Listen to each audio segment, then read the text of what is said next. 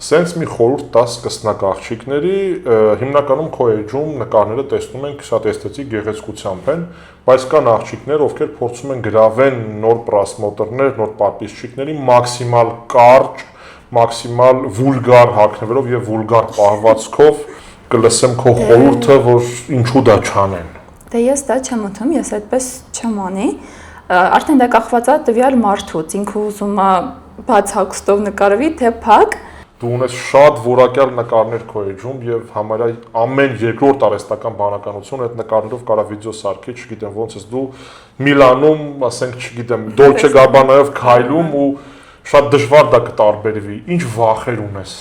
Դե բնականաբար դա իմ սրտով չի, եթե ես կարամ ինչ-որ մեկ այլ մարդու մարմնի մեջ լինեմ կամ իմ դեմքը կարա լրիվ այլ փոփոխվի, հուսամ նման դեպքեր չի լինի, որովհետև իմ սրտով չի, չեմ ընդունում ես տենց բաները։ Շատ վախենալու տենդենս է, որ ցանկացածից հետ կարան անեն, մենակ մոդելների հետ չէ ու դա շատ լուրջ։ Անկամ նույնը կարող են անել առանց AI-ի, նկարը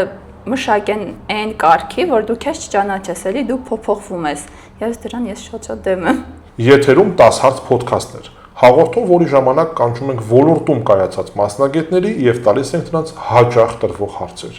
Իմ հյուրն էր պրոֆեսիոնալ մոդել Էլեն Սիմոնյանը։ Շնորհակալություն, որ եկաք։ Շնորհակալ եմ, Արտաշես։